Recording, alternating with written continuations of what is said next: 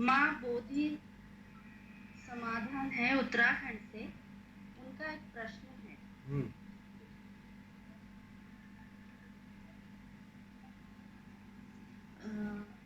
सहज योग सबसे कठिन योग है। सहज का मतलब होता है जो हो रहा है उसे होने दो, आप बाधा न बने। सहज का अर्थ होता है हवा पानी की तरह हो जाओ, बीच में बुद्धि से बाधा ना डालो, जो हो रहा है उसे होने दो। ये ओशो जी ने कहा है, इस पर थोड़ा प्रकाश। बिल्कुल।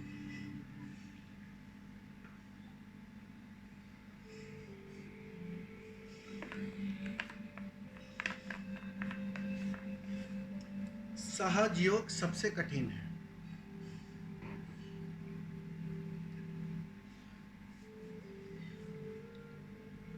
सहज योग की बुनियादी शर्त है तुम्हें बीच से हटना पड़ेगा। तुम रत्ती मात्र भी बीच में रहोगे, सहजता घट ना पाएगी। अगर ठीक से देखोगे, आज जितने भी प्रश्नों के उत्तर दिए, वो जो भावेश जी को अभी उत्तर दिया, भरत को जो उत्तर दिया, वो उसी संदर्भ में था कि तुम सहज ही तो नहीं हो पा रहे हो, तुम अति में डोलना चाहते हो, अति में जीना चाहते हो। तुम अर्थात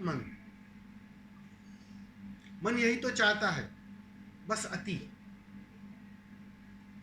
अति में लगता है कि मैं जी रहा हूं, अति में लगता है कि मेरा कोई अस्तित्व है। अहंकार मजबूत होता है, ताकतवर होता है अतियों में। सहज व्यक्ति मध्य में आ जाता है, वो राजी हो जाता है। अब बाहर और भीतर हर परिस्थिति के लिए वो राजी हो जाता है, वो सहजता में प्रवेश कर जाता है। सहजता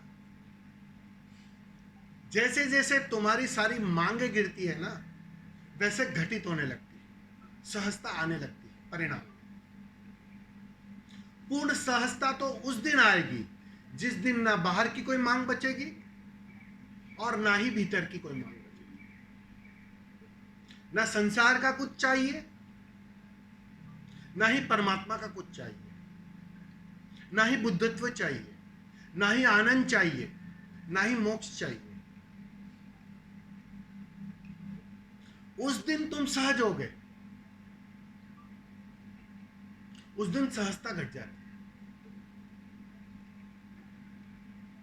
तो सहजता की बुनियादी शर्त है तुम्हें बीच से हटना पड़ेगा, तुम्हें मांगों से हटना पड़ेगा, तुम्हें मैं के तल पर मिटना पड़ेगा। इसलिए कठिन कहा है। कठिन इस अर्थों में नहीं है कि कुछ अलग करना पड़ेगा, स्वभाव है उसी में जीना पड़ेगा। अब स्वभाव में जीना तुम्हारे लिए कठिन है अभी, क्योंकि मन हावी है, मन बेचैन है, मन अतियों में डोल रहा है, अभी भी डोल रहा है, जन्मों जन्मों से डोला है। तो वो आदत बहुत गहरी हो गई है, अचेतन की आदत बन गई। तो आदत छूटते छूटते छूटेगी ना, इस घड़ी तो ना छूटेगी। उसी आदत को तोड़ने के लिए तुम्हें ध्यान दिया गया है। ध्यान में तुम करते क्या हो? कुछ नहीं करते हो। बहुत मजे की बात है, ध्यान में तुम बीच में नहीं आते हो। ध्यान में तुम सिर्फ गवाह रहते हो, साक्षी रहते हो, सिर्फ देखते हो जो स्वभाव है। यही तो ध्यान है ना, ध्यान और क्या है? तुम उस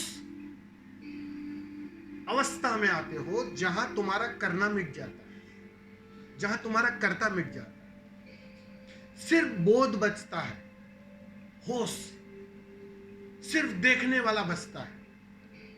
और तुम देखते हो बाहर भी कुछ घट रहा है, भीतर भी कुछ घट रहा है, और दोनों को तुम निश्चिंतता से देख रहे हो।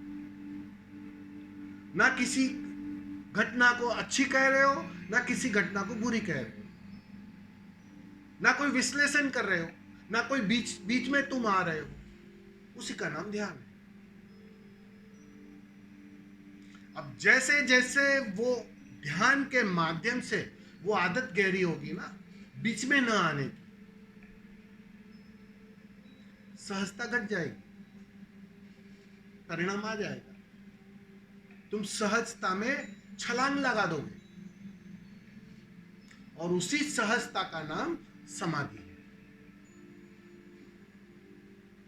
अब समाधि के मांग से भी भरोगे ना, तो भी सहजता नहीं आएगी। इस बात को भी समझ लेना। ये बात थोड़ी बेबूझ हो जाती है समझने में।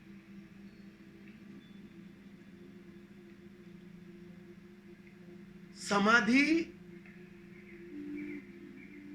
तो जब पूर्ण सहजता घट जाती है, पूर्ण स्वीकार आ जाता है, तब घटती है। लेकिन वो उपलब्ध की तुमने, इस धारणा से तुम करोगे तो चुकोगे। तुम तो बस धीरे धीरे ध्यान के माध्यम से खोते जाओ, मिटते जाओ। मोमबत्ती कैसे जलती है और समाप्त होने लगती है, समाप्त होने लगती है, समाप्त होने लगती है, बस बिल्कुल वैसे ही ध्यान से वही हो रहा है। अहंकार गल रहा है, मिट रहा है, समाप्त हो रहा है।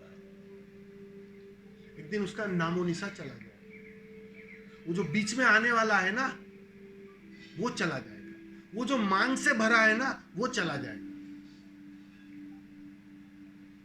सहजता आ जाएगी, फिर से लौट आएगी वो सहजता। बिल्कुल। इसलिए कहा है कि वो कठिन है। कठिनाई इस अर्थों में है। समझ में आ रहा है ना मां? इस अर्थों में कहा है हाँ स्वामी जी। कठिनाई।